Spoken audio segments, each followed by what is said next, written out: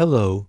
Tonight you find yourself standing at the quiet edge of a world shaped not by walls or kings alone, but by something far more patient, something that never hurries, and yet never truly stops.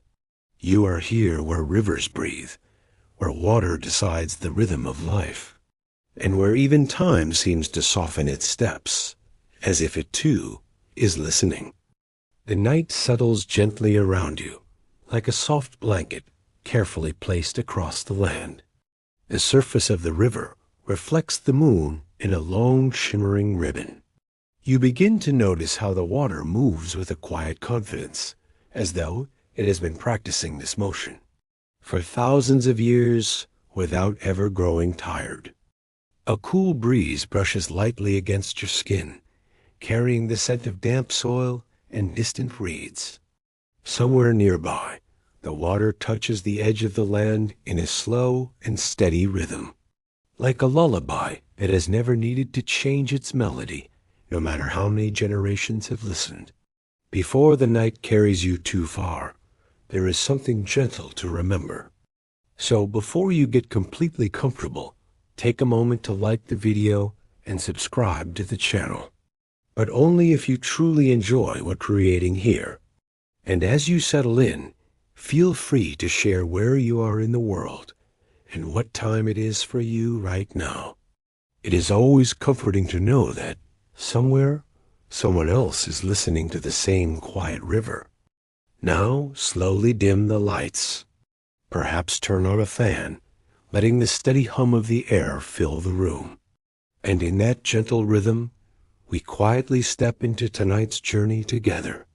The river continues to flow beside you, unbothered and unhurried, as if it has quietly accepted every moment that has ever passed along its banks. You begin to sense that this place does not rush forward, but instead unfolds slowly, like a story told by someone who never feels the need to skip ahead. You stand between two worlds that feel almost unreal in their contrast. On one side, the river glows softly, full of life and movement. On the other side stretches the desert, vast and still, like an ocean that has forgotten how to breathe. Quietly watching the river from a distance. Without the river, this land would fall silent and empty, yet with it, life gathers in gentle abundance.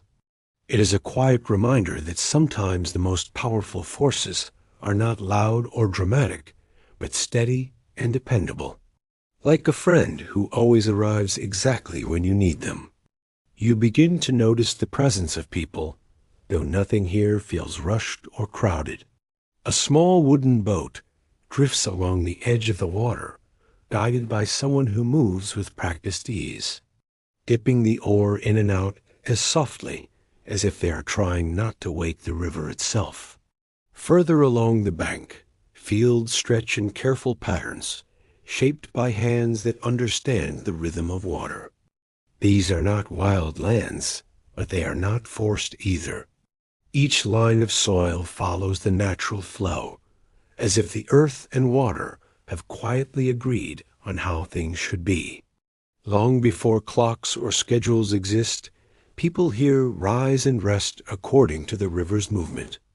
You might say the river acts as their daily planner, though it is far less stressful than any notification you have ever tried to ignore on a busy morning. In this place, rulers are not only those who wear crowns, but those who understand how to guide water. In ancient Egypt, pharaohs oversee vast irrigation systems, ensuring that the Nile's annual floods nourish the land, rather than overwhelm it. As early as around 3000 BCE, careful records are kept to track the rise and fall of the Nile. You can almost imagine someone standing quietly by the water's edge, observing each change with patience, perhaps with the same quiet dedication as someone checking the weather app, but with far greater consequences. Far to the east, between the Tigris and Euphrates rivers, city-states rise across the fertile lands of Mesopotamia. Here, too, water shapes everything, Canals stretch outward like veins, carrying life into fields that would otherwise remain dry and still beneath the sun. You begin to see how these rivers do more than nourish crops. They connect distant places, carry goods from one settlement to another, and quietly shape the way people think about the world. The river is not just a resource, but a pathway, a guide, and a constant companion. There is no sense of urgency here, no looming conflict pressing against the horizon. Life unfolds slowly, like a story told in a calm voice, where each moment is allowed to exist fully, without being rushed toward a dramatic ending. Even the structures shaped by human hands seem to move in quiet agreement with the rhythm of the water. Embankments curve softly. Canals follow the land's natural lines, and nothing feels rushed or imposed. It is as though people here have learned to listen carefully before acting, like someone pausing before replying to a thoughtful message. You begin to understand that this sense of harmony is not accidental, but gently maintained over time. It relies on careful timing, quiet cooperation, and a shared awareness that water cannot truly be controlled. Instead, it must be guided with patience and respect, much like caring for something that responds best to calm attention. And yet, beneath the calm surface of the river, there is a quiet fragility that reveals itself only to those who linger long enough to notice. The balance depends on steady water, on trust in its return, and on delicate systems, shaped with care, like something stable that still quietly waits for change. As you continue walking along the river's edge, you begin to sense that this peaceful rhythm carries within it the gentle possibility of change. It does not arrive suddenly or loudly, but moves slowly and inevitably, like a subtle shift in the current beneath the surface, guiding everything in ways that are barely seen. For now, the river flows as it always has, steady and calm beneath the moonlight. But somewhere within that endless movement, there is a quiet truth waiting to unfold, one that will only reveal itself as time continues to drift forward, just like the water beside you. You continue walking beside the river, and as your eyes grow used to the soft glow of the night, the landscape begins to reveal its quiet complexity. What once seemed simple now feels carefully arranged, as if every part belongs to a larger design, gently humming with purpose, like a space where everything always rests in its proper place. The river no longer appears to move freely without guidance. Instead, you notice how it is gently directed, divided, and encouraged into smaller paths that lead away from its main course. These movements feel intentional, though never forced, as if the water itself has quietly agreed to follow these carefully shaped directions. From the main flow, narrow canals extend outward across the land, branching like fine threads woven into the earth. They carry water far beyond its natural reach, touching distant fields with quiet consistency, as though unseen hands have slowly taught the river how to stretch outward and softly embrace everything around it. You let your gaze follow one of these canals, noticing how it curves with a quiet and steady intention. It does not rush or cut harshly across the land, but bends gently, almost thoughtfully, as if it understands the shape beneath it and chooses the path of least resistance with calm and careful ease. As you continue watching, you begin to notice how each turn feels deliberate rather than accidental. The canal seems to listen to the land, adjusting its direction in soft curves that echo the natural slope, like someone choosing a familiar and comfortable path instead of insisting on moving in a straight and rigid line. At certain points, small, earthen barriers rise quietly from the soil, holding water back just long enough before allowing it to pass. These simple structures are not large or imposing, yet they carry a quiet importance, like a kettle that knows exactly when to release. its warmth without ever making a sound. You begin to understand that none of this unfolds by chance or coincidence. Every channel, each small barrier, and every gentle slope belongs to a larger, carefully shaped design. It is a system created not for speed, but for steady reliability, ensuring that water reaches where it is needed at the right moment, with quiet and consistent precision. In ancient Egypt and Mesopotamia, systems like these are guided with careful and patient attention. Those who hold authority do more than govern people. They help direct the movement of water itself. It becomes a responsibility that feels less like control and more like stewardship, though its quiet influence reaches far beyond the fields and into daily life. When water is directed properly, crops grow in abundance. Fields that would otherwise remain dry begin to shimmer with life, and harvests arrive with a reassuring regularity. You can almost imagine the relief of knowing that the next season will not bring hunger, but nourishment. This quiet abundance begins to shape everything around you in gentle and lasting ways. Villages slowly grow into towns, and towns begin to resemble early cities. People gather not only to cultivate the land, but to trade, build, and exchange ideas, as if the steady presence of water gives human thought room to stretch and settle. State, whether guided by a pharaoh or a city ruler, comes to understand this connection with quiet clarity. To guide water is to guide food, and to guide food is to influence the rhythm of society itself.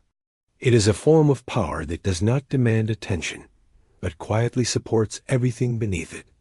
If you pause to consider it, the idea feels almost familiar in a modern way.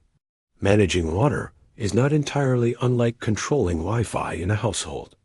Whoever oversees the connection holds a certain influence, though here the outcomes matter far more than a moment of buffering during a late night. The strength of this system rests gently in its predictability. When canals are maintained and the river follows its expected patterns, life continues with ease. Crops grow, trade flows steadily, and people settle into routines that feel reliable, like a quiet rhythm that repeats itself without needing to be questioned. Yet, as you walk a little further, you begin to notice how delicate this balance truly is. The canals require constant care. A small blockage, a broken embankment, or a delayed flood can quietly disrupt everything that depends on it. In Mesopotamia, records from the Code of Hammurabi, dating back to around 1754 BCE, include laws that address the maintenance of irrigation. Canals. If someone neglects their section and causes flooding or damage, they are held responsible. Even in ancient times, water management comes with accountability. You can almost picture a farmer standing beside a damaged canal, realizing that a small oversight has turned into a larger problem. It is a gentle reminder that even the most reliable systems depend on continuous attention, something that feels very familiar in any era. The relationship with neighboring regions also flows along these waterways. Rivers become routes for trade, carrying goods and ideas from one place to another. Boats drift between settlements, linking distant communities through shared reliance on water. At the same time, this quiet connection carries within it a subtle vulnerability. When a society depends so deeply on rivers, even a small change upstream can travel far beyond its origin. What happens in distant places does not remain distant, but gently ripples outward, creating effects that feel quietly familiar, even in a more modern world. You begin to sense that this peaceful order holds both comfort and risk in equal measure. The system functions beautifully when everything aligns, yet it leaves little space for the unexpected. It is like a carefully balanced stack of stones, steady and calm, until the slightest shift beneath it changes everything without warning. For now, the balance remains undisturbed. The canals continue their gentle work, carrying water into waiting fields, and the land responds with quiet abundance. Life moves forward in a rhythm that feels reassuring and steady, almost timeless, as though this moment could stretch on without ever needing to change. And yet, beyond the distant horizon, there are lands where water does not arrive so easily. In those quieter, drier places, people begin to look toward these rivers with a growing sense of curiosity, as if the idea of such abundance has begun to awaken something deeper, still forming, and not yet fully understood. You begin to notice a subtle shift in the air, something so gentle that it does not disturb the calm, yet quietly lingers like a distant and unfinished thought. Beyond the steady rhythm of these rivers, there are lands where water arrives less predictably, and in those places, life unfolds in patterns that feel softer, slower, and far less certain. As you imagine moving farther from the fertile riverbanks, the ground beneath your steps becomes firmer and more resistant. The wind no longer carries the scent of moisture, but instead lifts fine dust into the air, settling softly across the landscape. It creates a feeling of dryness that lingers gently, like a quiet reminder of what is missing. In these regions, movement becomes part of daily life rather than an exception. People travel often, guided not by fixed routes, but by the search for water. It feels like following directions that seem to shift over time, where certainty is always just slightly out of reach, and every path requires careful attention. Within these distant regions, new powers begin to take shape, not with sudden force, but through steady growth. The Assyrians rise in the north with discipline and structure, while early Persian groups gather strength across the Iranian plateau, their presence expanding quietly, like a shadow stretching slowly across the land. Alongside them, nomadic communities move across wide and open terrain with a calm sense of adaptation. They do not rely on fixed canals or permanent cities, yet they understand the land deeply, like someone who instinctively knows every path in a place that others might find confusing or difficult to navigate. Life in these regions is shaped more by limitation than by abundance. Water cannot be guided gently through prepared channels. Instead, it must be found, protected, and sometimes shared carefully, much like dividing the last portion of something valuable during a quiet and thoughtful moment among familiar companions. As populations grow, even at a slow and steady pace, the pressure begins to build. More people require more food, and more food depends on reliable access to water.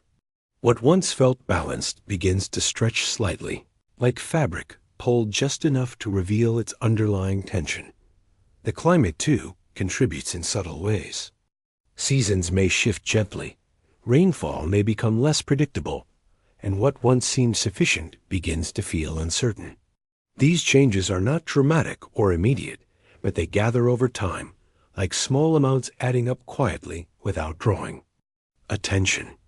Within this growing tension, a simple understanding begins to form.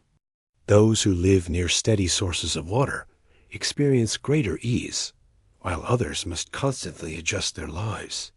The difference is not only comfort, but stability, and that stability becomes something deeply desired. You begin to understand that water is more than a resource. It becomes a quiet form of power, shaping where people live, how they grow food, and how secure their future feels.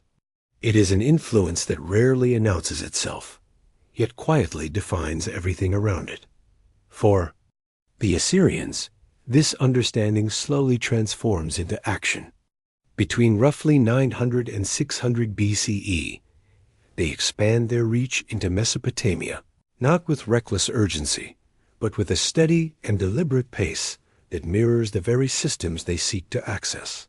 Their movement does not come from pure ambition, but from a quiet sense of necessity. Survival feels steadier where water is more certain, and so their direction follows that understanding. It becomes less about taking control and more about preserving continuity, like choosing a path that simply allows life to carry on with less uncertainty. The Persians, too, begin to gather and organize in their own measured way. Their approach feels calm and patient, shaped by observation and quiet learning. Rather than rushing forward, they study what already exists, like someone carefully understanding a complex system before finding a way to become part of it without disturbing its balance. Even among nomadic groups, you begin to notice a quiet awareness of these fertile regions.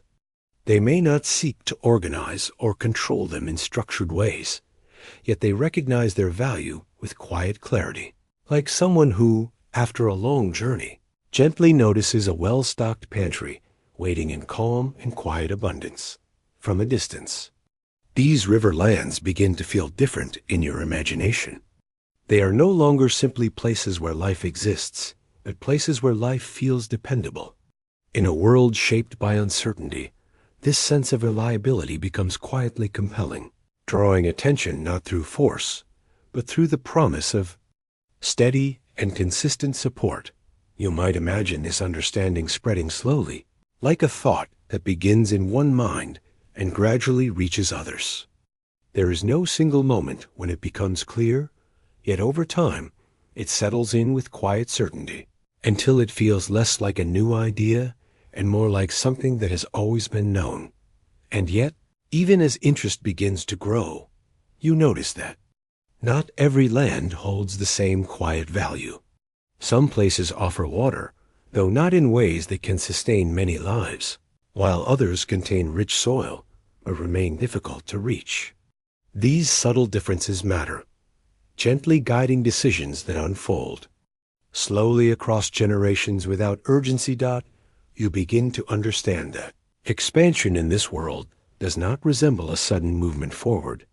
Instead, it feels like a gradual leaning, a quiet shift of attention toward places where life can be supported with greater ease. It is less about taking and more about moving closer to what already provides a sense of stability. The rivers you once walked beside now return to your thoughts in a different light. They are no longer only calm and steady presences, but also something quietly desired. Their gentle flow carries a kind of attraction, drawing the attention of those who have begun to understand just how important such constancy can be. Still, you notice that not every river offers the same promise, and not every land responds in the same way. As this awareness spreads, choices become more focused, narrowing slowly toward certain places, while others remain untouched, resting quietly in the background without being disturbed or pursued. And as you listen again to the distant sound of water, steady and unhurried, you begin to sense that what comes next will not unfold everywhere at once. It will take shape in specific places, chosen not by chance, but by a quiet and deliberate understanding that has been forming over time. You begin to notice that attention does not spread evenly across the world, but gathers quietly in certain places with gentle intention. Among all landscapes, river valleys seem to hold a subtle kind of gravity, drawing people, ideas, and movement toward them, like a warm and steady light that softly attracts everything within its reach without effort. These river basins are more than simple sources of water. They act as quiet centers of energy in the ancient world, where life gathers and grows with steady consistency. Much like a well-charged battery in a modern device, they store and release the force that allows entire societies to function in a calm and dependable rhythm. As you look closer, you begin to notice that these rivers are rarely isolated or alone. They often lie at the meeting points of regions, where natural paths cross with ease. Trade routes follow their flow, cultures meet along their banks, and even distant ideas travel quietly through these fluid corridors, connecting places that once seemed far apart. The position of a river quietly shapes how important it becomes over time. Some flow through remote areas, touched only lightly by wider movements. Others, like the Euphrates, pass through regions where travel feels easier, where connections form naturally, and where people can gather without needing to struggle through difficult and demanding terrain. That you begin to understand that accessibility matters just as much as abundance in shaping these landscapes. A river hidden behind mountains may still hold water, but one that flows through open plains invites interaction. It becomes a pathway as much as a resource, gently encouraging movement, exchange, and connection in every direction across the land. The soil carried by these rivers adds another layer to their quiet importance.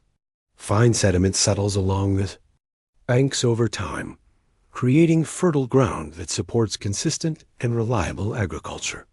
It is as if the river itself prepares the land carefully, ensuring that life can grow with ease and that communities can depend on the cycles that follow. This fertile land does more than support crops. It supports stability in a deeper sense. When harvests are predictable, people begin to live with a quiet confidence. You might imagine the comfort of knowing the land will provide, like having a pantry that gently refills itself season after season without needing constant attention. Waterways also serve as natural paths for movement long before roads are carefully built. Rivers offer a smooth and reliable way to transport goods and people. Boats glide across their surfaces, carrying grain, tools, and quiet stories from one place to another, without urgency, following the same steady rhythm that shapes everything. Around them, in this way, the river becomes more than a feature of the landscape. It turns into a living network, connecting distant places in a continuous and gentle flow. You might compare it to an early delivery system, though thankfully without missed parcels or confusing updates that never quite explain where things have gone. You begin to see how these qualities come together to make certain rivers especially valuable. They are accessible, fertile, and well connected, offering not only survival, but the possibility of growth. It is a quiet combination that slowly turns these regions into centers of attention as time moves forward. Among these rivers, the Euphrates stands out as a particularly important example in your mind. Flowing through Mesopotamia, it passes near key settlements and supports an extended network of canals, allowing its waters to reach far beyond the main channel and nourish a wide and carefully organized landscape. Along its banks, the city of Babylon rises gradually, becoming one of the most significant urban centers of the ancient world. Its position allows it to connect trade routes, sustain agriculture, and maintain a steady exchange of goods and ideas, all supported by the quiet presence of the river beside it. Historical records suggest that Babylon thrives largely because of this positioning. It does not rely only on strength or size, but on its ability to exist at the intersection of movement. It quietly benefits from everything that passes through, like a place that always seems to be in the right position at the right moment. You might imagine Babylon as a kind of ancient crossroads, though not loud or chaotic. Merchants arrive steadily. With goods, travelers share news in calm exchanges, and cultures blend gently over time. It feels less like a crowded market and more like a long conversation that continues without ever needing to end. The openness of these river plains also shapes their importance in subtle ways. Unlike mountainous regions that create natural barriers, these lands are easier to approach. Movement across them requires less effort, allowing people and goods to travel more freely without needing to overcome difficult and exhausting obstacles. This accessibility is not dangerous in itself, yet it makes these regions more visible. When something is easy to reach, it naturally becomes part of broader patterns of movement. It is like a softly lit room that quietly draws attention within a dark and quiet house. Simply by being open and present, you begin to understand that decisions about where to move, settle, or extend influence are rarely random. They are shaped by a combination of factors that come together in certain places more clearly than in others, forming quiet centers that naturally attract attention without needing to demand it. Not every river holds the same quiet balance of qualities that allow life to settle and grow with ease. Some flow through lands where the soil offers little support, while others remain distant and isolated, difficult to reach or connect. These differences, though subtle, gently shape where attention gathers over time. As seasons pass and understanding deepens, attention begins to narrow in a calm and natural way.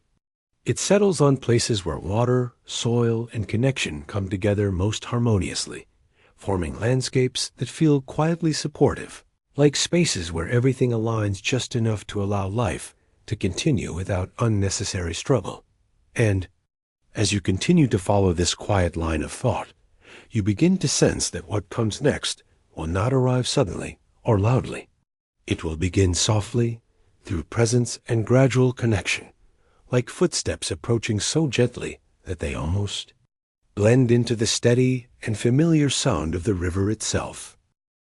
You begin to notice that change rarely arrives all at once in places shaped by patience and quiet continuity. Instead, it enters softly, almost politely, like a guest stepping into a room without disturbing the calm. Nothing feels disrupted, yet something new is present, settling gently into the space without needing attention.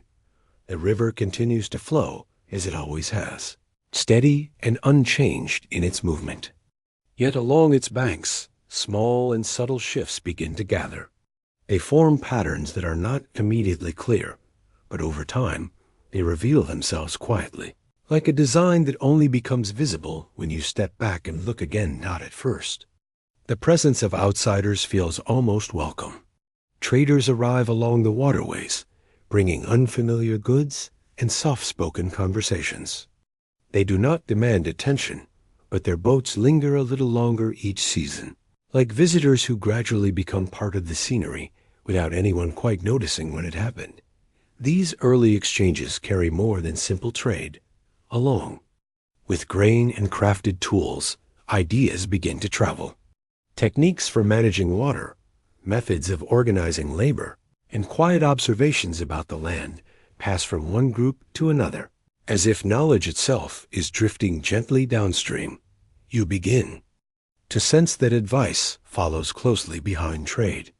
Visitors who once came only to exchange goods now offer suggestions, subtle and careful, about how canals might be improved or how water might be distributed more efficiently. It feels helpful, almost generous, like a neighbor offering to adjust.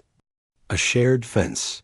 Over time, these suggestions become expectations. Agreements form, often without urgency, where one group begins to assist in maintaining certain parts of the system. The idea of protection appears, not as a demand, but as a quiet reassurance that stability can be preserved with a little outside support. You might think of it as a kind of partnership, though one that gradually shifts in balance.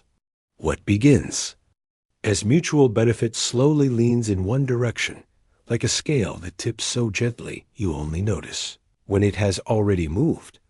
Alliances begin to take shape in ways that feel personal as well as political. Marriages connect families across regions, linking communities through shared bonds. These unions are not dramatic, but they weave relationships that stretch across borders, tying different lands together in quiet, lasting ways. Alongside these alliances, agreements about water become increasingly important. Rivers that flow through multiple regions require coordination, and treaties emerge to define how water is shared. These arrangements are often presented as cooperation, though they also introduce new layers of influence. Upstream control begins to carry a quiet weight. Those who live closer to the source of a river find themselves in a position to affect those downstream, not through force, but through timing and access.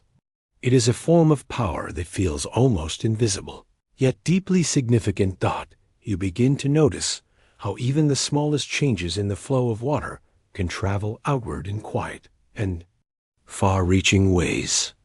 A slight delay, a narrowed channel, or a gently redirected stream can influence fields far beyond its origin, creating shifts that are not sudden, but gradually reshape the rhythm of life.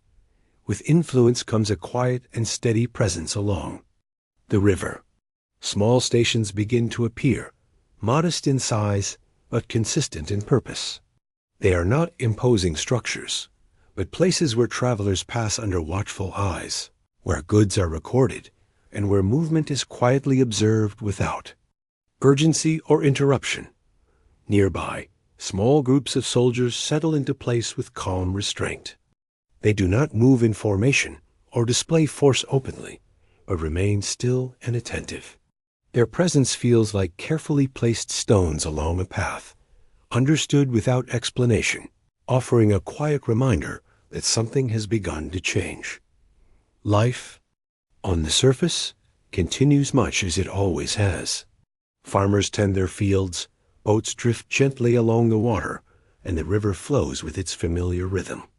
Yet beneath this steady routine, the structure of control begins to shift. Almost too softly to notice at first thought, you begin to realize that this kind of transformation does not feel like an invasion. It feels more like an adjustment, a careful reorganization of what already exists. The change is subtle, yet it influences how people respond, often leading to quiet acceptance rather than any form of resistance or unease. Over time, these layers of influence begin to align with increasing clarity.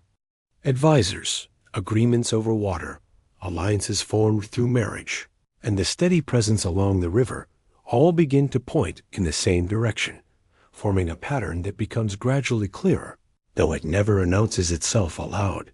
This pattern becomes unmistakable in 525 BCE, when the Persian Empire, under Cambyses II, takes control of Egypt. The transition does not arrive as a sudden storm, but as the natural continuation of processes that have been unfolding slowly over time. You might begin to see this moment not as a single turning point, but as the final step in a long and quiet sequence. Each small change, every gentle agreement, and each subtle presence has slowly contributed to a shift that now feels natural, as though it has been forming patiently over time without needing to be noticed.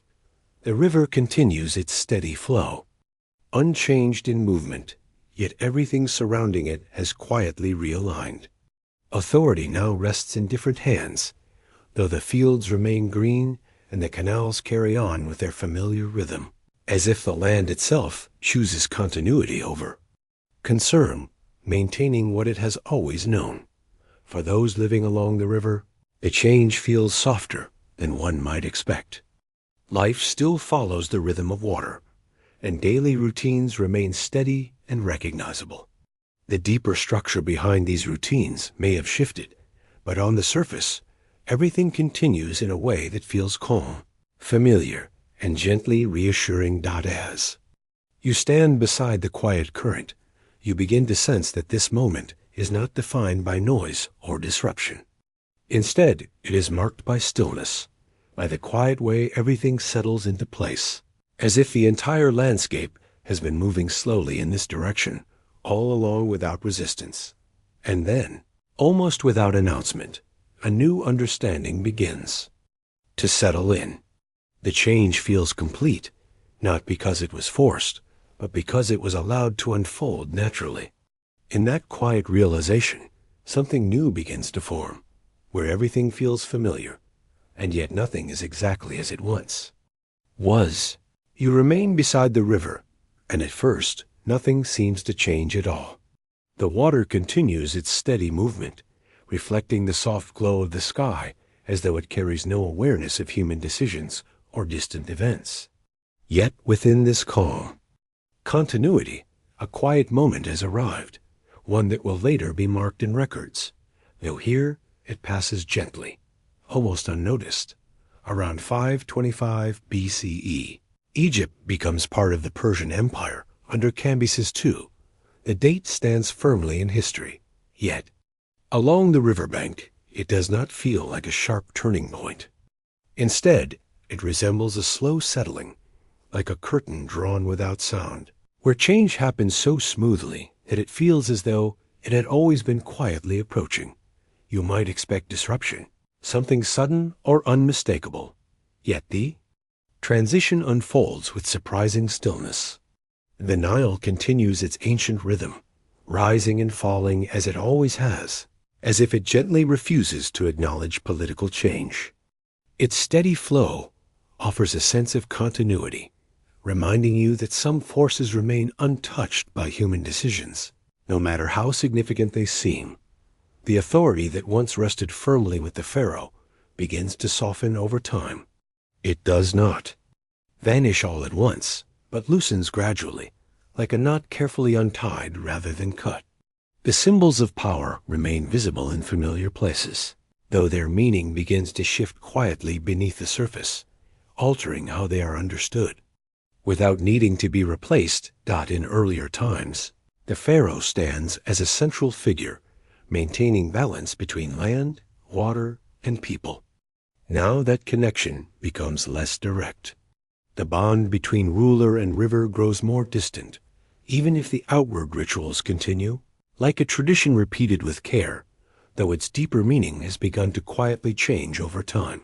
You begin to notice new figures entering the structure of governance with little announcement. Persian administrators, often called satraps, take responsibility for overseeing regions, including the essential systems that manage water. Their presence is not loud or imposing, but steady and deliberate, like something that has gently taken its place without needing to disrupt what already exists. These satraps do not attempt to rebuild the system from the ground up. Instead, they observe closely, adapt carefully, and continue what already functions well. Their approach values continuity over change, much like someone choosing to rely on a familiar method rather than introducing uncertainty when stability matters most. Irrigation networks remain in place, their canals continuing to guide water into fields with quiet precision. Farmers carry on with their work, adjusting only slightly to new expectations. These changes may appear in measurements, records, or schedules, small differences that feel unfamiliar at first, but gradually become part of the rhythm of daily life. Might imagine scribes sitting quietly, documenting these changes with steady hands. They record grain quantities, water levels, and seasonal patterns, just as before, yet the authority behind their records has shifted. The tools remain unchanged, but the names written at the top of each document now reflect a different structure of power. Taxation continues as it always has, though now it flows into a wider imperial system. The grain gathered from these fields moves beyond local communities, becoming part of a network that stretches far beyond the river's edge. It is a quiet expansion, one that connects distant places through shared systems of exchange and support. This change creates a subtle widening of perspective. Egypt is no longer only itself, but part of something larger. It is like standing in a familiar room and suddenly noticing doors that were always there, leading outward into spaces that extend far beyond what was once known or imagined. Even so, daily life remains grounded in familiar routines. The river still determines planting seasons, the harvest still arrives in its time, and people continue to wake, work, and rest according to patterns that feel unchanged. These habits persist quietly, offering a sense of stability that softens the presence of deeper transformation. You may find it surprising how little seems to change on the surface. The landscape remains steady, the canals continue their work, and the water flows as it always has. There are no sudden shifts in appearance, no visible signs that something fundamental has been altered within the structure of power. Yet beneath this calm surface, a quiet realignment begins to take place. Decisions about water, once rooted in local tradition, are now connected to a broader administrative system. The difference cannot be seen in the water itself, but it exists in how that water is measured, managed, and accounted for over time. That you begin to understand that power does not always announce itself through visible force or sudden change. Sometimes it settles quietly, taking form through systems, records, and careful oversight. It becomes part of the background, shaping life without needing to draw attention to its presence. If you listen closely, the river still sounds the same, yet the structure surrounding it have shifted just enough to change their meaning. It is like hearing a familiar melody played in a slightly different key, recognizable yet altered in a way that quietly transforms the experience. There is a calmness in this kind of transition. It allows life to continue without interruption, even as deeper changes take hold. The process is not dramatic, but it is lasting, influencing how future generations will understand their place within the world, and the systems that support it. As you stand there, watching the water move in its steady and patient way, you begin to sense that while rulers may change and systems may evolve, people will continue to find ways to live within whatever structure surrounds them, adapting quietly to each new arrangement. Because, even within these gentle transformations, one truth remains constant, flowing just beneath the surface of every change. It is simple, steady, and deeply human, like the river itself, carrying forward everything that depends upon it without ever needing to pause. And in that quiet moment of understanding, something essential begins to settle gently within your thoughts. It does not arrive with urgency, but with calm clarity, like a truth that has always been there, simply waiting for you to notice it. No matter how the world changes or shifts over time, people continue to adapt in their own quiet ways. They find paths forward, adjust to new rhythms, and learn to live alongside the flow, just as they have done across countless generations. You remain by the river, and as the days quietly follow one another, you begin to notice how people respond to change, not with sudden decisions, but with small, careful adjustments.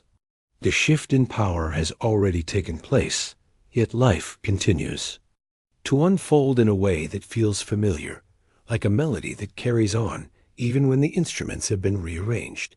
Some people choose to leave, though not in great numbers or with dramatic urgency. They gather what they can carry and move toward places that feel more familiar or less uncertain. It is not an escape, but a gentle relocation, like choosing a quieter seat in a room that has grown slightly too busy. Others remain where they have always been, standing beside the same fields and canals that have shaped their lives.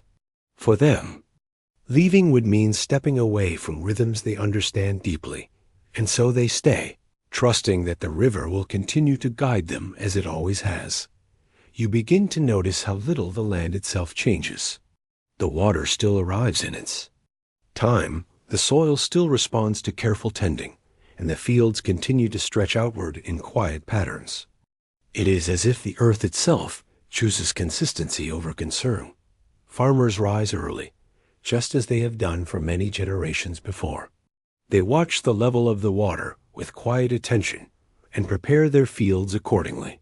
They do not rely on distant instructions, but follow the river itself, which remains their most trusted guide, steady and familiar in a changing world. In this way, adaptation does not feel like a deliberate effort, but more like a continuation of what has always been.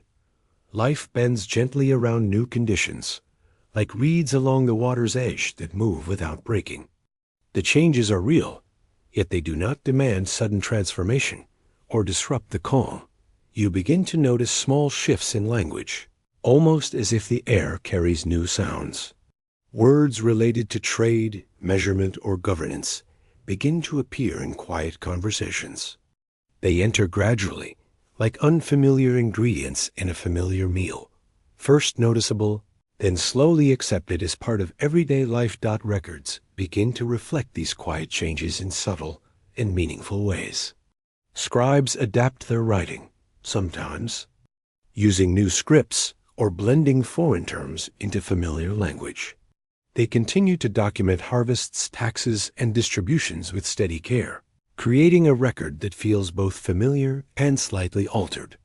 Like a story being retold with gentle additions over time, taxes are still collected in much the same rhythm as before, yet their direction now extends beyond local boundaries. What is gathered from the land becomes part of a wider imperial system, connecting villages and fields to distant centers of governance. The process feels unchanged, but its reach quietly expands, linking everyday efforts to a much broader structure. You might imagine a farmer offering a portion of grain as he always has, with practiced hands and quiet acceptance. Yet somewhere in his thoughts, there may be a faint awareness that this grain will travel farther than before, moving beyond familiar paths into places he may never see, reflecting a connection that stretches gently beyond his immediate world. The Persians, in their approach, choose not to disrupt the existing irrigation systems that sustain the land. They recognize their importance and maintain them with careful attention, understanding that the steady flow of water supports not only agriculture, but the stability of the entire region, like a quiet foundation holding everything firmly in place. This decision reflects a thoughtful and practical style of governance. Rather than replacing what already works, they preserve it, allowing familiar systems to continue guiding daily life.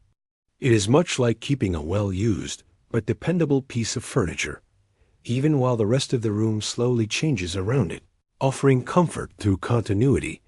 You begin to see how this steady continuity softens the experience of change. People do not feel as though their world has been taken from them or replaced entirely.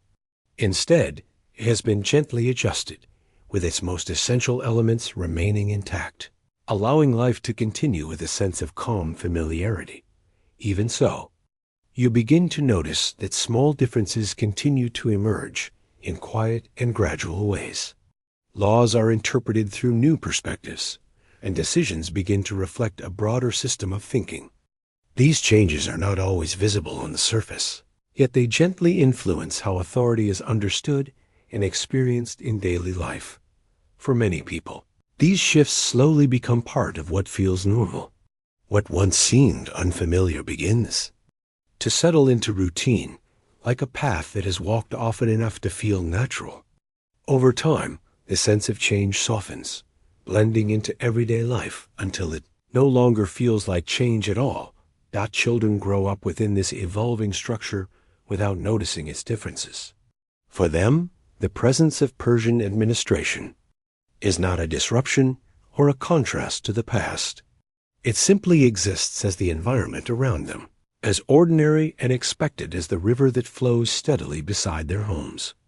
You begin to understand that adaptation is not something that happens all at once.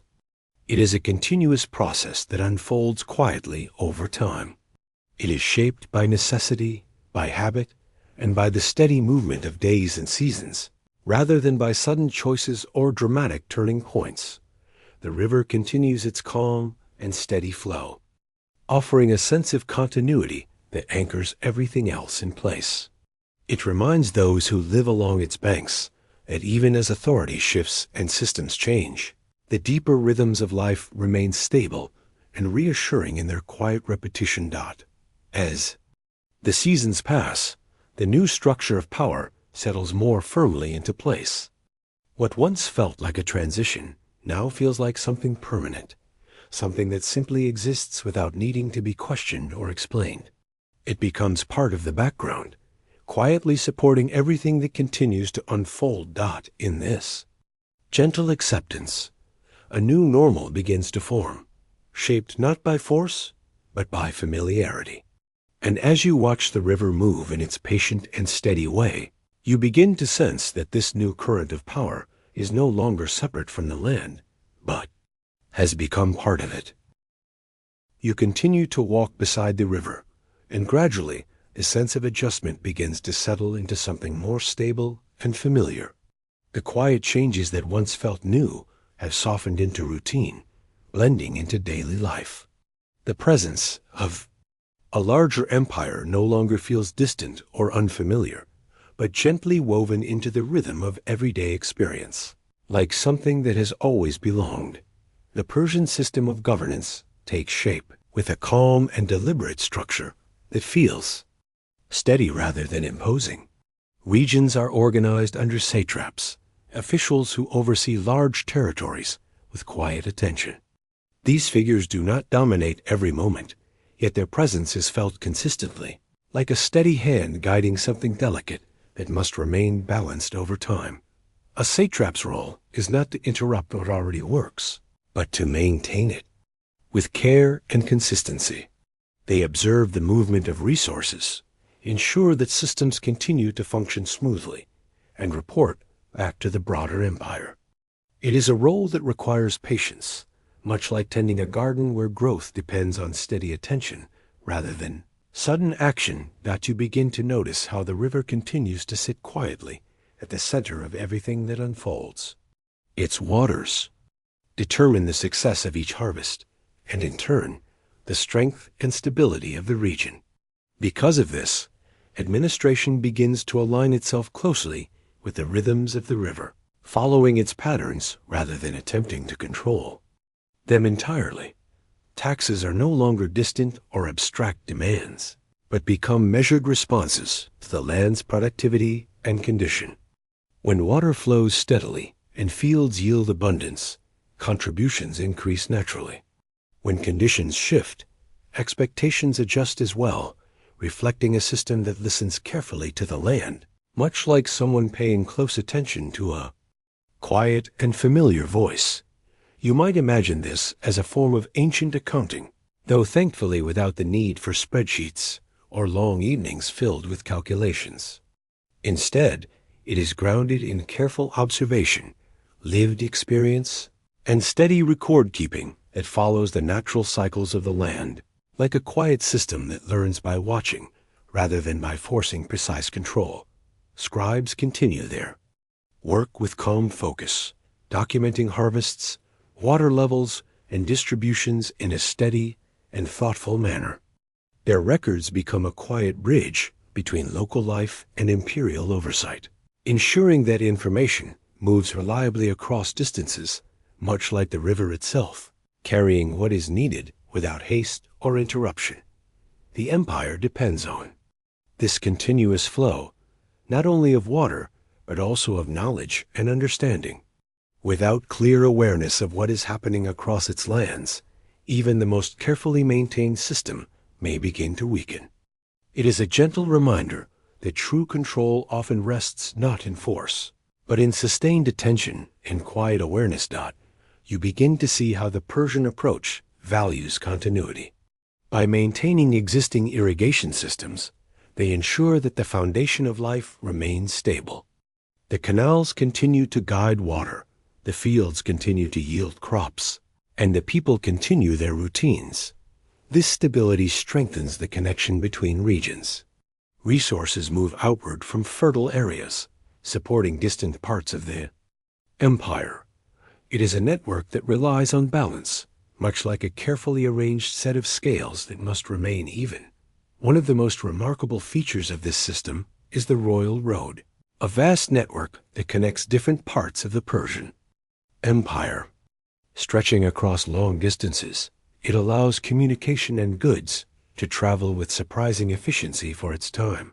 You might imagine messages moving along this long road with a quiet and steady urgency, carried by riders who pass from one station to another in a carefully organized rhythm.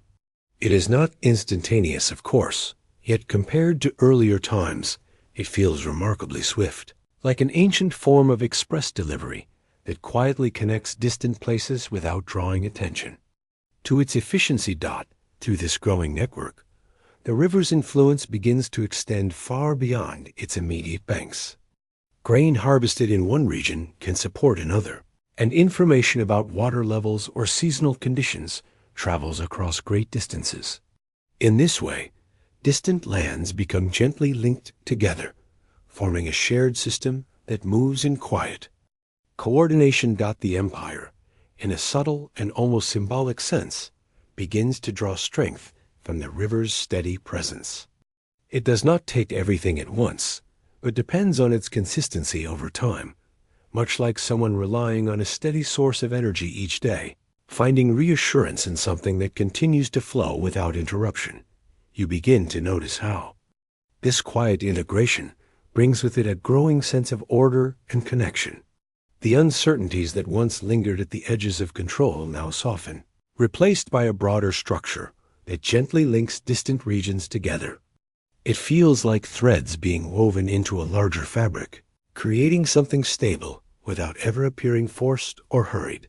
Yet even within this sense of stability, small variations remain present in subtle and meaningful ways. Each region continues to hold its own character, its own rhythms, and its own ways of relating to the river. The empire does not attempt to erase these differences, but instead moves around them, like water flowing naturally around stones.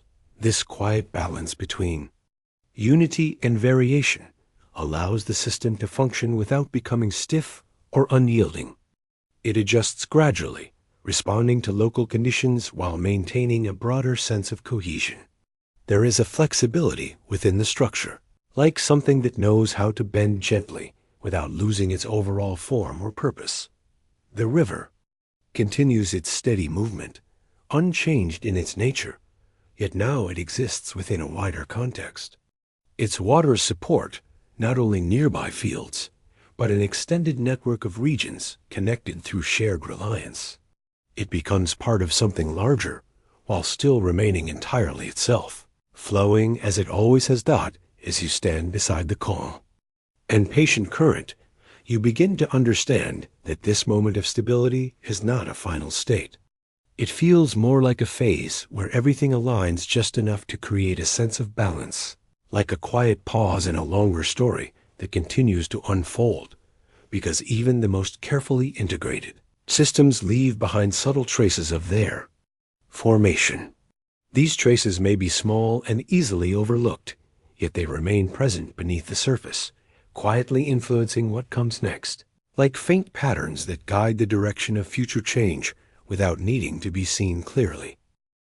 You remain beside the river, and as time moves quietly forward, you begin to notice that every change, no matter how gentle, leaves something behind.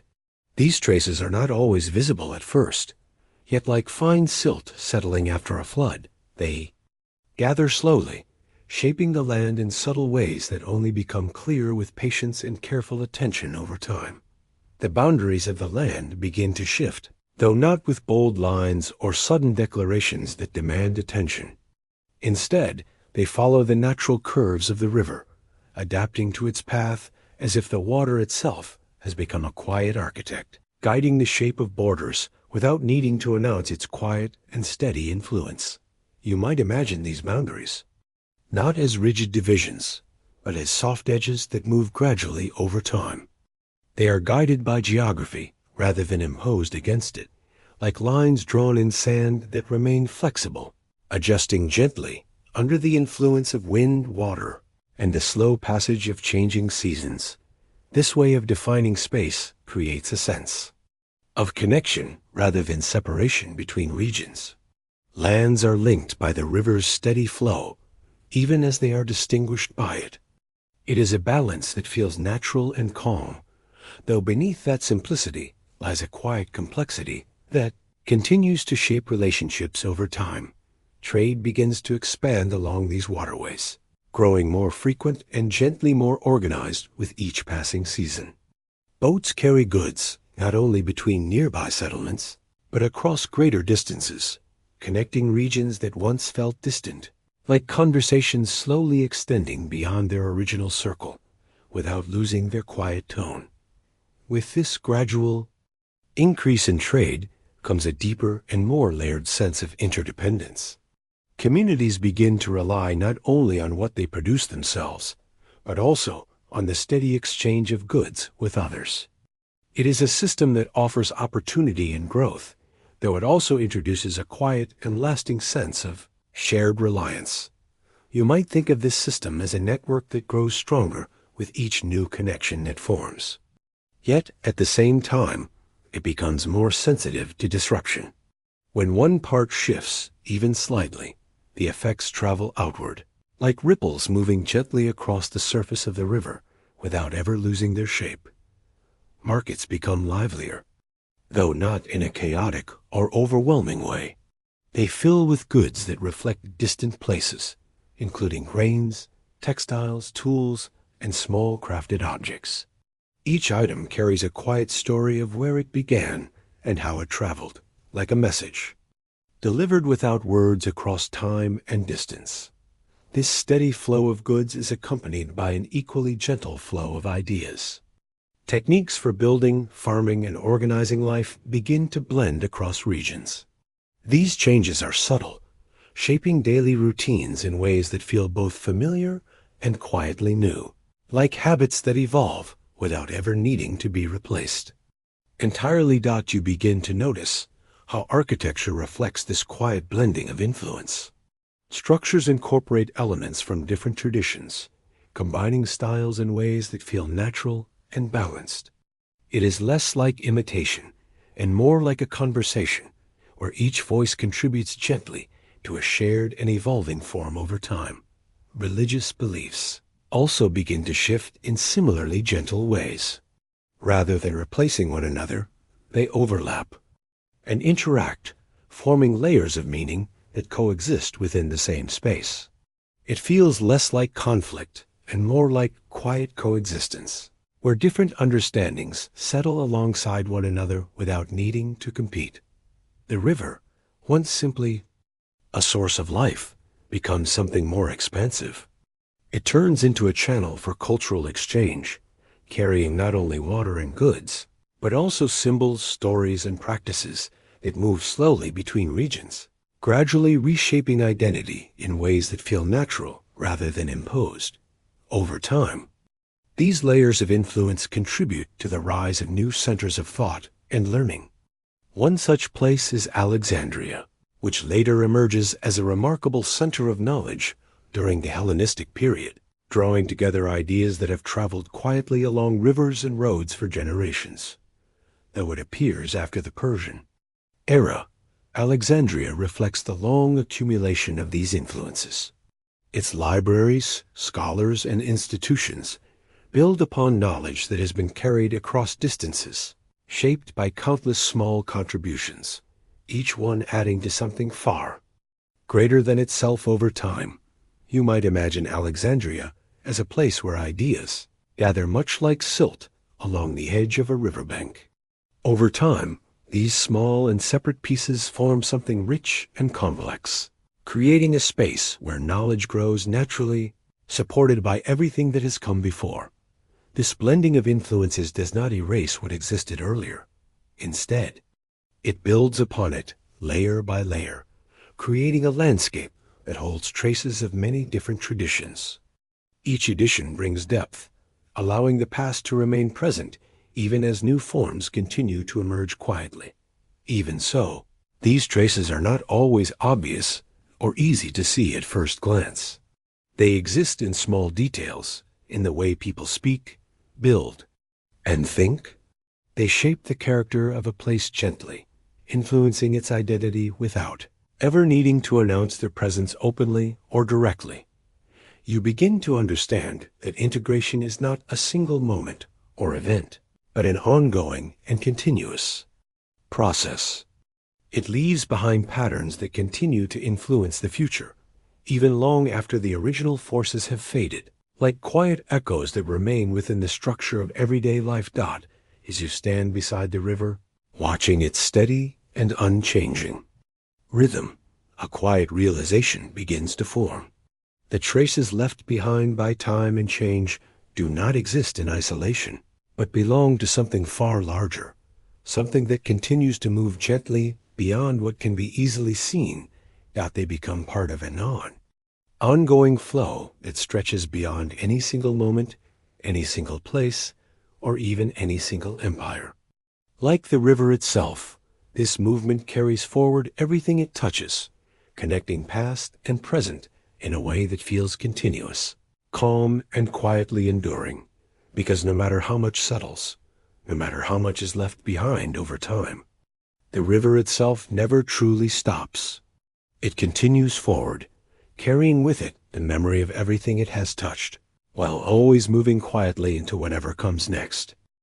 You remain beside the river, and for a while, everything continues with a familiar, steady rhythm.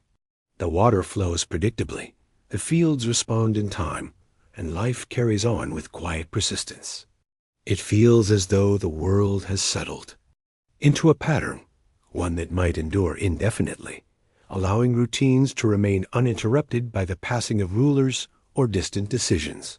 Yet beneath this calm, subtle shifts begin to emerge. They are not immediately visible in the movement of the river or the daily labor of the people, but within the structures that guide them. The empire that once seemed steady begins to show faint signs of loosening as the pressures of size and distance slowly make themselves known, stretching the fabric of centralized control. The Persian Empire, vast and carefully organized, starts experiencing these quiet strains.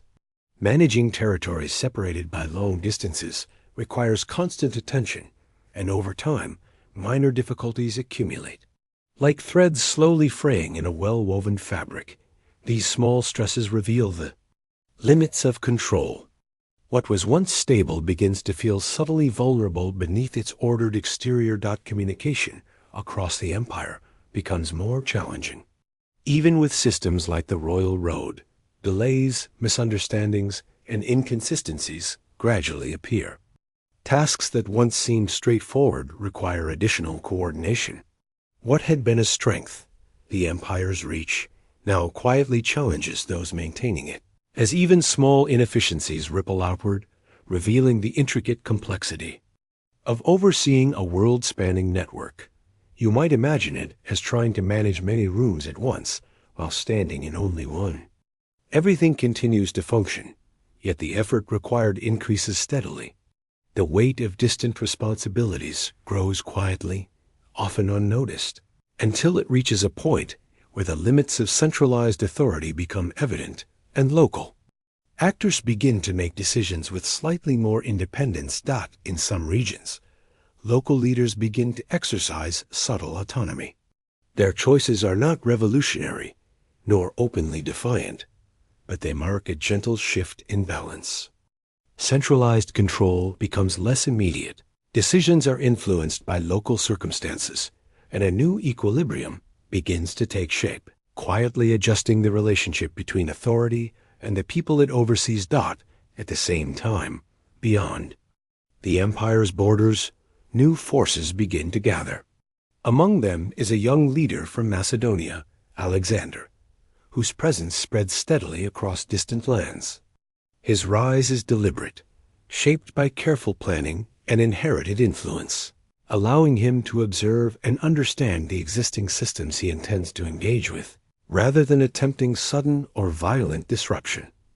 Alexander's awareness of river lands reflects an enduring truth. He recognizes these regions as sources of stability and connection, places where life flourishes consistently and societies maintain their strength.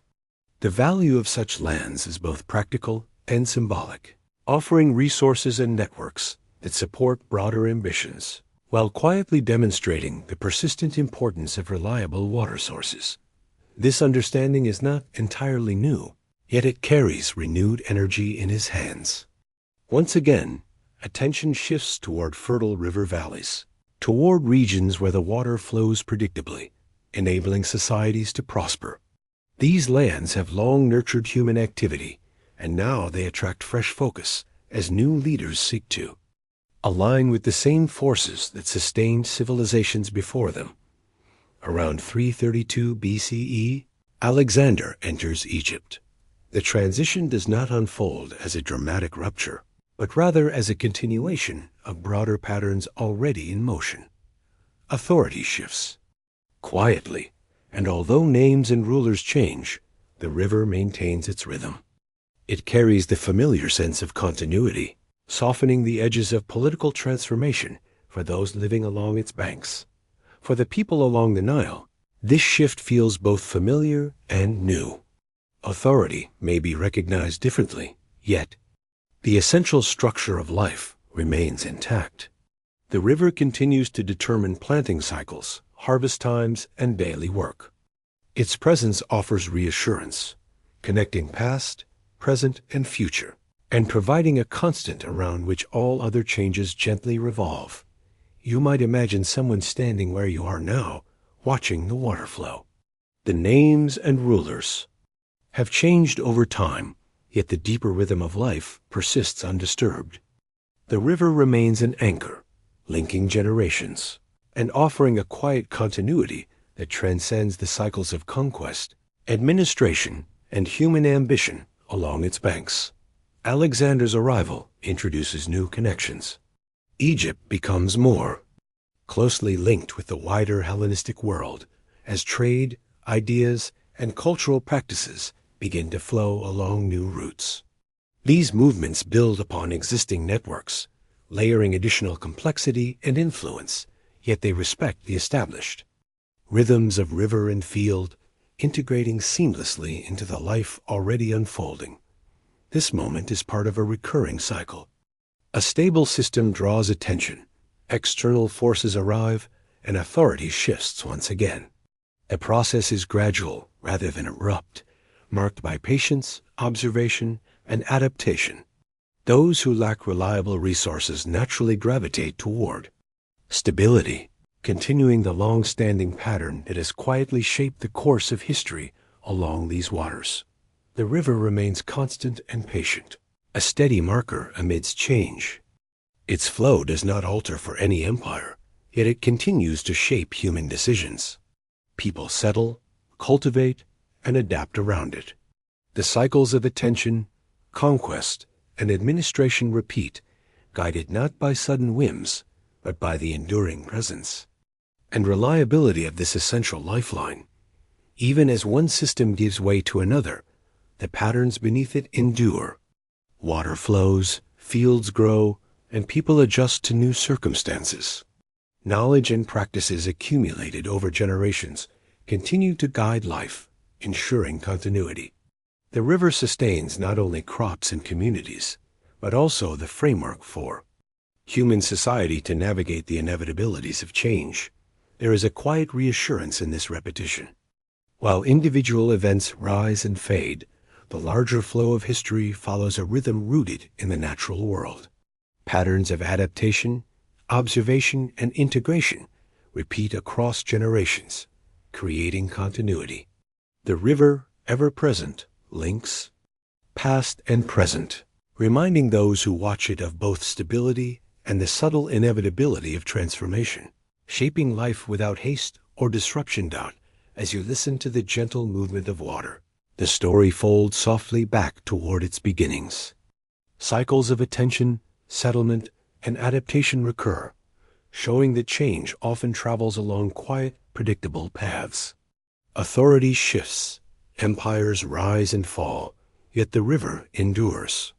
Its calm, steady flow ties together change and continuity, reminding all who live beside it that life persists, adapts, and moves forward, patient, timeless, and endlessly enduring.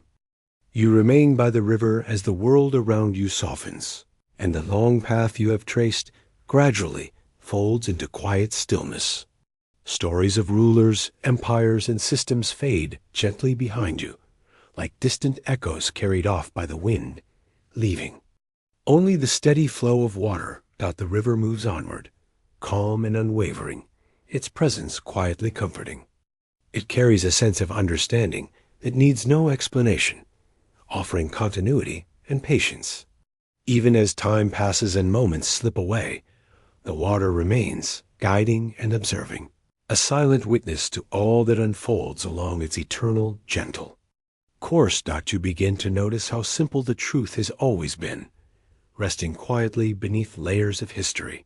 Water nourishes the land, allowing life to grow where it otherwise could not. It connects distant places without effort, guiding movement and exchange, like an invisible thread that gently holds everything together. Steady and patient, never rushing, never needing to be seen. Empires, despite their careful planning and intricate structures, have always depended on forces beyond their full control. They construct elaborate systems of governance, enforce borders, and assert authority. Yet these human designs remain vulnerable to nature's subtle influence. The river flows independently, its course unaffected by laws, armies, or ambitions. reminding rulers that life's most essential rhythms often exist outside the reach of power or intention. Beneath the layers of administration and the weight of imposed order, the river continues with quiet consistency. It moves according to its own innate patterns, unaffected by the rise or fall of empires. Like a perfectly wound clock that requires no hand to adjust it, the river marks the passage of time, offering a steady heartbeat that persists even as civilizations change, vanish, or rebuild along its banks. You might imagine the river as a patient observer, flowing steadily while generations rise and fall along its banks. It carries no memory of names, rulers, or empires, yet it notices patterns. Each cycle, each seasonal rhythm repeats quietly, like a soft melody, familiar yet ever-changing, offering a gentle, constant presence that grounds the world in its unhurried, enduring flow. Beneath the surface, the river preserves these subtle repetitions. It does not cling to individual moments, but guides life through its steady course. Patterns of growth, adaptation, and movement return again and again, each time. Slightly altered, yet always recognizable. In this way, the river becomes both teacher and companion, a silent witness to history, offering reassurance through its patient, unbroken continuity. There is something softly humbling in this realization, something that invites you to let go. Just a little. No matter how vast an empire becomes, it does not own the water that sustains it. At best, it learns to guide it for a while, borrowing its flow, much like borrowing a book you know you will one day return. The idea of ownership begins to feel lighter here, less fixed, less certain. Control becomes something temporary, shaped by knowledge and circumstance, but never permanent. It is like trying to hold water in your hands, possible for a brief moment, yet always slipping gently away, reminding you that some things are meant to move, not to be kept. You look again at the surface of the river, where the moon stretches into a long, quiet reflection. This same light has touched these waters for thousands of years, unchanged by borders or rulers, almost like a nightly routine the sky never forgets, steady and reassuring, as if the world itself is gently repeating a familiar habit. And as you continue to listen, the rhythm of the water becomes softer, slower, blending with the stillness around you. The fields, the people, the stories, all seem to settle into this quiet flow. You begin to sense that history is not a series of endings, but a continuous movement, unfolding gently, like the river itself, guiding everything toward rest. There is a quiet comfort in knowing that even as empires rise and fall, the essential rhythms of life continue. Water flows steadily, seeds grow in patient soil, and people learn to adjust, carrying forward what is necessary, while leaving behind what has passed. The river teaches without speaking, guiding life in its unhurried, enduring way, offering a model for balance and resilience. You might even smile at the thought that, amidst all this complexity, the river quietly fulfills its role without recognition or applause. Like someone who consistently arrives early and works diligently, it shows the power of consistency. It reminds us that patience and steady effort, even unnoticed, shape the world in ways that echo far beyond the immediate moment. Night deepens, and the world softens around you. Sounds fade, and the gentle movement of water becomes a steady rhythm, like a quiet breath that anchors everything into a calmer pace. Thoughts slow, worries drift away, and the presence of the river offers a sense of ease, encouraging reflection, connection, and awareness of the subtle patterns that govern life. You begin to feel your own mind settling, drifting more slowly like leaves on the current's surface. The story dissolves into this quiet moment, leaving only the sense of continuity. Empires may change, but the river persists. Its calm presence carries life forward without expectation, and in observing it, you are invited to find your own balance. And rhythm. The water, touches the land with a soft, repeated cadence, hypnotic in its constancy, like a lullaby that has played for centuries. In this repetition, there is reassurance. Life moves steadily. The world adjusts, and even small actions ripple outward. The river teaches that persistence, patience, and harmony with natural rhythms are quietly transformative. And as the night grows deeper, the rhythm becomes even gentler, slower, until the world itself seems to rest. The river flows gently, steadily, without effort. It carries all that comes to it forward, asking nothing in return. In this endless movement, you too are carried released from urgency, embraced by presence, and reminded that stillness holds profound meaning. If this journey beside the river has inspired you, take a moment today to notice the quiet rhythms in your own life. Listen, observe, and carry forward what matters with care. Share this experience with others who might benefit from reflection, and allow yourself to flow with patience, presence, and steady purpose. Just as the river has for countless generations, the script comes to a close. Thank you all for listening.